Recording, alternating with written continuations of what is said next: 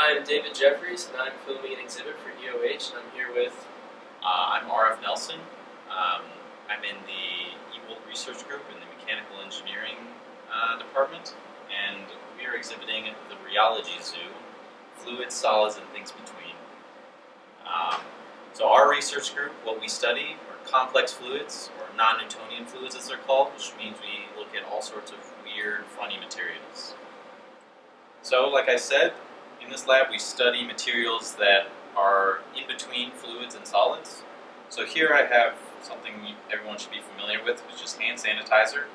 Now right now, in this container, hand sanitizer is actually behaving sort of like a solid. There are bubbles trapped in here and they're not going to flow out. But everyone knows that I can put it on my hand, and when I push on it hard enough, it'll flow like a fluid. So this class of materials, a lot of people should actually be familiar with, even if you don't think about it every day. So for example, peanut butter, I could scoop it out on my knife and it won't flow away, but then once I spread it on my bread, it will flow like a fluid. Another kind of material that can behave as either a solid or a fluid is what I have here, which is sort of like silly putty. On a short time scale, it'll bounce like a solid would, but if I leave it in this container long enough, it flows and takes the shape of it like a fluid will. So here I have what we call the happy and sad ball. I'm going to ask David here, which of these do you think will bounce higher just by feeling them? This one. Okay, so I'll let you bounce that one on the count of 3.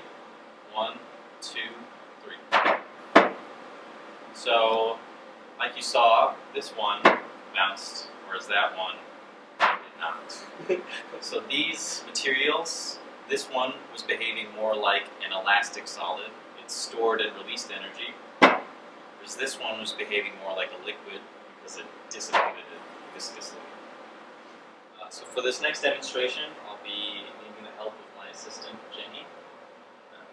So this material that I have here is 99% water, but 1% of it is polyethylene oxide. It's a very long molecule that's dispersed throughout this entire container.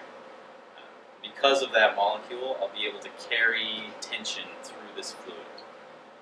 So if you keep your eye on this top one, as I start to pour it, the tension that the fluid carries through itself empties the top container, even though I'm not pouring anymore. Show that again.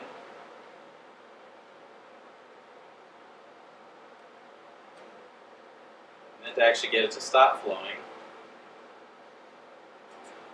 to cut the fluid.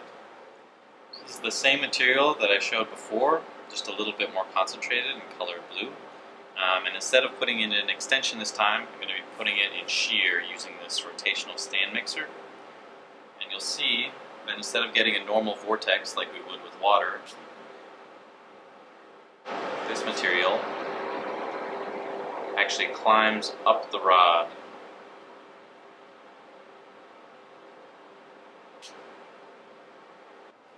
So here in our lab, we have projects that are ongoing that are related to all of these phenomena. For the materials that transition from solid to fluid, depending on how hard I push, we're actually investigating using those materials for fire suppression. It turns out it's actually a lot more effective to put out a fire if it's got that property than with just regular water.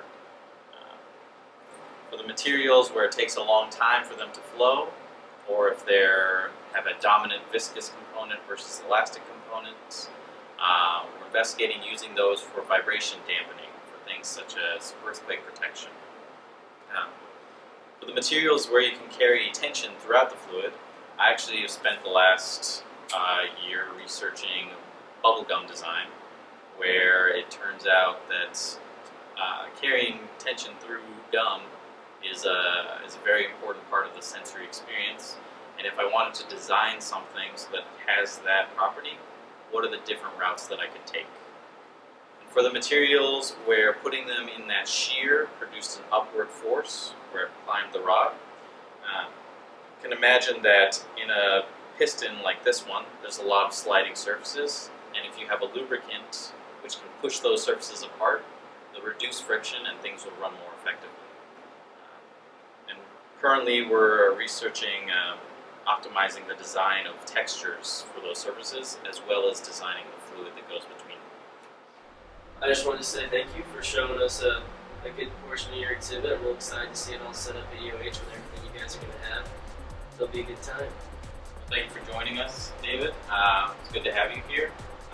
Please stop by our exhibit during EOH to see all the other strange materials that we have related to biomaterials and molecular gastronomy and other design materials that we have in our lab. Definitely will.